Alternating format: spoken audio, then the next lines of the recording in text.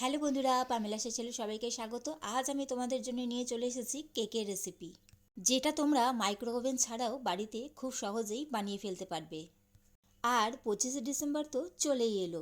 শুধু 25শে ডিসেম্বর বলেই নয়, বছরের যে কোনো দিনেই তোমরা খুব সহজেই এইরকম একটা কেক বাড়িতে বানিয়ে খেতেই পারো। কোনো কিছু খেতে গেলে আজকাল আমাদের আর অকেশনের দরকার পড়ে না, কারণ আমরা বছরের যে কোনো দিনেই যে কোনো জিনিসই খেয়ে থাকি। আমার চ্যানেলে প্রথমবার আজ আমি তোমাদের সাথে কেকের রেসিপি শেয়ার করতে যাচ্ছি, আর তাই জন্য আমার তো খুবই আনন্দ হচ্ছে। চলো তাহলে কথা না বাড়িয়ে শুরু করা যাক আজকের এই কেকের রেসিপি। আজকের এই কেকটার নাম হলো জেব্রা কেক। সবার প্রথমে আমি এখানে দুটো ডিম ভালো করে ফেটিয়ে নেব। তোমাদের কাছে যদি ব্লেন্ডার থাকে তাহলে ব্লেন্ডারের মাধ্যমে করে নেবে। আমার কাছে ব্লেন্ডার ছিল, কিন্তু তোমাদের কথা ভেবে আমি এখানে মিক্সার জার ইউজ করেছি। তো মিক্সার জারের মধ্যে তোমাদেরকে আমি দেখিয়ে দিচ্ছি। সবার প্রথমে দুটো ডিম ভালো করে আমি 2 মিনিট হাতের সময় নিয়ে ভালো করে ফেটিয়ে নেব। আর এখানে আমি দেখো স্টপওয়াচের মাধ্যমে 2 মিনিট পর্যন্ত এটা ভালো করে ফেটিয়ে নিয়েছি। সময় হাতে নিয়ে 2 মিনিট কিন্তু এটা ভালো করে ফেটিয়ে নেবে। যেহেতু আমি ডিম দিয়ে বানাচ্ছি, তাই এটা ভালো করে ফেটানো কিন্তু খুবই দরকার। এখন এর মধ্যে আমি হাফ কাপ চিনি অ্যাড করে দিচ্ছি, আর আবারও আমি 1 মিনিট হাতের সময় নিয়ে ভালো করে এটা ব্লেন্ড করে নেব। ডিমের মধ্যে চিনিটা দিয়ে 1 মিনিট আমি ব্লেন্ড করে নিয়েছি। এখন এর মধ্যে আমি হাফ কাপ অয়েল অ্যাড করব, সাদা তেল, রিফাইন্ড অয়েল। তোমরা চাইলে বাটারও দিতে পারো। আমি হাফ তেলটা এখন অ্যাড করছি। আবার আমি 30 সেকেন্ড ভালো করে ব্লেন্ড করে নেব। আবার ঢাকা খুলে আরও অর্ধেক তেলটা দেখো অ্যাড করে দিয়েছি। আবারও আমি 30 সেকেন্ড ভালো করে ব্লেন্ড করে নেব। সমস্ত কিছু ভালো করে ফেটানো হয়ে গেছে। এখন আমি একটা বোলের মধ্যে এটা ট্রান্সফার করে নিচ্ছি।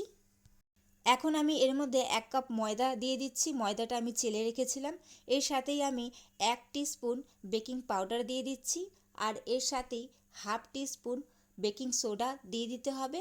আর অবশ্যই এর সাথে একটু 1 চিমটে নর্মাল রেগুলার নুন দিয়ে দিতে হবে, কারণ যে কোনো মিষ্টি জাতীয় জিনিস বানানোর সময় কিন্তু নুনটা অবশ্যই একটু দিতে লাগে। এখন সমস্ত কিছু ভালো করে মিশিয়ে দিতে হবে, যাতে কোনো রকম ডেলা কিন্তু না থাকে। এই কেক বানানোর সময় কিন্তু মেজারমেন্টটা খুবই ইম্পর্টেন্ট, তো সেটা অবশ্যই তোমরা মাথায় রেখো। এখন এর মধ্যে আমি 1/4 কাপ মিল্ক অল্প অল্প করে অ্যাড করব, আর এটা কিন্তু ভালো করে মেশাতে থাকবো। লকডাউনে আমি আর আমার দিদি মিলে অনেক কেক বানিয়েছিলাম, তাই আমাদের কাছে মেজারমেন্ট করার স্পুন সমস্ত কিছু অ্যাভেলেবেল আছে। তোমাদের কাছে না থাকলে যেটা দিয়ে তোমরা মেজারমেন্ট করতে পারবে সেরকম কিছু জিনিস নিয়ে নেবে। ভালো করে মেশানো হয়ে গেছে। এখন এর মধ্যে আমি 1 টিস্পুন ভ্যানিলা এসেন্স অ্যাড করে দিচ্ছি। যেহেতু ডিম দেওয়া আছে, তাই ডিমের গন্ধ যাতে না আসে, তাই জন্যই একটু ফ্লেভার চেঞ্জের জন্য ভ্যানিলা এসেন্সটা আমি অ্যাড করেছি। এখন আমি অন্য একটি পাত্রে 1 টেবিল স্পুন কোকো পাউডার দিয়ে দিলাম, আর এর সাথে 1 টেবিল স্পুন দুধ দিয়ে দিচ্ছি। দুধটা অবশ্যই কিন্তু নর্মাল টেম্পারেচারেরই হতে হবে। ভালো করে এটা আমি মিশিয়ে নেব, যাতে কোনো রকম এর মধ্যে ডেলা না থাকে।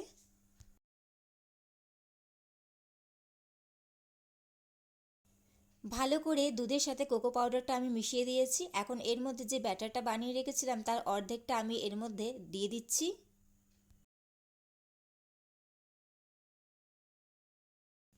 এখন এটা চামচের সাথে ভালো করে মিশিয়ে দেব, যাতে সমস্ত কিছু সুন্দরভাবে মিশে যায়। এই কেকটা বানাতে গিয়ে আজ লকডাউনের কথা ভীষণভাবেই মনে পড়ছিল, কারণ লকডাউনে আমি আর আমার দিদি মিলে অনেক রকমের কেক বানিয়েছিলাম। তখন অবশ্য আমার চ্যানেল ছিল না। যদি চ্যানেল তখন আমার থাকতো, তোমাদের সাথে অবশ্যই সেটা আমি শেয়ার করতাম। তো সে যাই হোক, লকডাউনের পর আবারও আমি আর দিদি মিলে এই কেকটা আজকে বানিয়েছি এত সুন্দরভাবে। তো বন্ধুরা, দেখতেই পেলে কোকো পাউডার দিয়েও সেকেন্ড ব্যাটারটাও বানানো হয়ে গেল। এখন চলে যাব পরবর্তী পর্যায়ে। সমস্ত ব্যাটার বানানো হয়ে গেছে। এখন আমি কেকটা বেক করে নেব। তার জন্য কেক টিন নিয়ে নিয়েছি। এর মধ্যে সাদা তেল দিয়েছি। সাদা তেলটা ভালো করে চারিদিকে মাখিয়ে দেব। তোমাদের কাছে যদি কেক টিন না থাকে, তাহলে তোমরা যে কোনো সিলভারের বাটিতে খুব সহজেই বানিয়ে ফেলতে পারো। এখন এর মধ্যে আমি বাটার পেপার দিয়ে দেবো। যেহেতু তোমাদেরকে বলেছি লকডাউনে আমরা অনেক কেক বানিয়েছি, তাই আমাদের কাছে অ্যাভেলেবেল আছে। তোমাদের কাছে যদি বাটার পেপার না থাকে, তাহলে তোমরা ময়দা ছড়িয়ে দেবে। ময়দাটা চারিদিকে ভালো করে তেলের সাথে স্প্রেড করে দেবে, তাহলেই হবে। তো সমস্ত কিছু রেডি হয়ে গেছে। এবার তোমাদেরকে দেখিয়ে দিই জেব্রা কেকের ডিজাইনটা।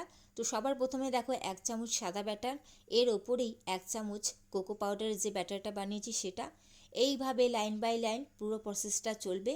আর এটাতে আমার দিদি হেল্প করে দিয়েছে, দেখতেই পাচ্ছ তোমরা, আমার দিদি পুরো কেকের ডিজাইনটা করে দিয়েছে।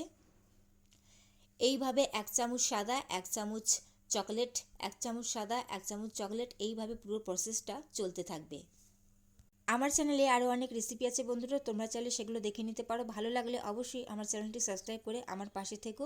আর আজকের এই কেকের ব্যাপারে যদি কোনো প্রশ্ন থাকে তাহলে অবশ্যই সেটা কমেন্ট করে জানাবে, আমি যথাসাধ্য চেষ্টা করব তোমাদেরকে হেল্প করার।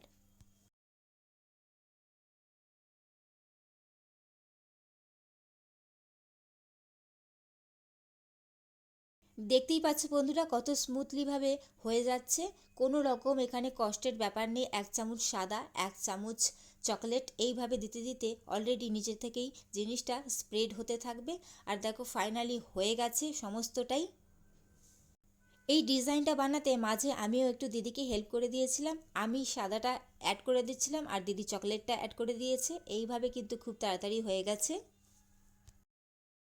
তো শেষের দিকে আমার মাও একটু অ্যাড করে দিয়েছে। তো তিনজনে মিলে বানিয়ে ফেলেছি ডিজাইনটা। এখন দেখো তোমাদেরকে মেন ডিজাইনটা একটু দেখিয়ে দিই। একটা টুথপিক নিয়ে দেখো ওপর থেকে নিচে কিভাবে দাগটা টেনে দিতে হবে, তাহলে ডিজাইনটা কিন্তু খুব সুন্দরভাবে হয়ে যাবে। দেখো 4টে দাগ কেটে আবার অপোজিট থেকে কিন্তু আবার একটা ওপর থেকে নিচে অবধি দাগটা টেনে দিলেই কিন্তু ডিজাইন পুরো ফাইনালি রেডি হয়ে যাবে। খুবই ইজি, তোমরা দেখতেই পাচ্ছ, আর খুবই সুন্দর লাগছে দেখো ডিজাইনটা করার পর। অন্যদিকে দেখো গ্যাসের মধ্যে কড়াই বসিয়ে দিয়েছি আর ওর মধ্যে একটা ট্রে রেখে দিয়েছি যার উপর কেকটা বেক করতে বসাবো। আর দেখো কেকটা বসিয়ে দিলাম। এখন এটা ঢাকা দিয়ে 45 থেকে 50 মিনিট মতন এইভাবেই রেখে দেবো। এটা দেখো তোমাদের সাথে 15 মিনিট বাদে আমি দেখাচ্ছি। আর দেখো কেকটা ফুলতে শুরু করেছে। এরপরে যখন আরেকটু ফুলে যাবে তখন আমি এই কাঁচের ঢাকাটা সরিয়ে কিন্তু অন্য একটা বড় ঢাকা দিয়ে চাপা দিয়ে দেবো, না হলে কিন্তু কাঁচের সাথে কেকটা লেগে যাবে, তখন ফুলতে পারবে না। ফাইনালি বন্ধুরা পাক্কা 1.5 ঘন্টা বাদে তোমাদের সাথে আমি শেয়ার করছি। দেখো কেকটা ফুলে একদম উঁচু হয়ে গেছে, মাঝে আমি ঢাকা সরিয়ে অন্য ঢাকা লাগিয়ে দিয়েছিলাম।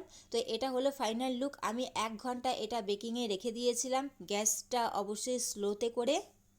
1 ঘন্টা বাদে আমি গ্যাসের ফ্লেমটা অফ করে এটা আরও আধা ঘন্টার জন্য ঢাকা দিয়ে এইভাবেই রেখে দিয়েছিলাম। তো দেখো ফাইনালি কেকটা বার করে দেখাচ্ছি। যেহেতু বাটার পেপার দেওয়া আছে নিচে, তাই নিচে লেগে যাবার কোনো সম্ভাবনা নেই, খুব সহজেই কেকটা কিন্তু বেরিয়ে আসছে। তো দেখো বন্ধুরা বাটার পেপার নিচে দিয়েছিলাম বলে দেখো কত সুন্দরভাবে কেকটা বেরিয়ে এসেছে। আর কেমন লাগছে তোমাদের কেকটা অবশ্যই সেটা কমেন্ট করে জানাবে। চলো তাহলে তোমাদেরকে একটু কেটে দেখিয়ে দিই ভেতরটা কেমন হয়েছে দেখতে, বা কতটা স্পঞ্জি হয়েছে জিনিসটা তোমাদেরকে একটু দেখিয়ে দিই। দেখো ভেতরের ডিজাইনটা দেখো, আর কেকটা দেখো কত সফট হয়েছে কেকটা, দেখে বুঝতেই পারছো তোমরা। কেমন লাগলো বন্ধুরা তোমাদের আজকের এই কেকের রেসিপি অবশ্যই সেটা কমেন্ট করে জানাবে। ভালো লাগলে অবশ্যই লাইক কমেন্ট শেয়ার করে দিও এবং অবশ্যই আমার চ্যানেলটি সাবস্ক্রাইব করে আমার পাশে থেকো বন্ধুরা। আর 25 ডিসেম্বরে পারলে এরকম একটা কেক বাড়িতে বানিয়ে অবশ্যই ট্রাই করে দেখতে পারো। চলো টাটা।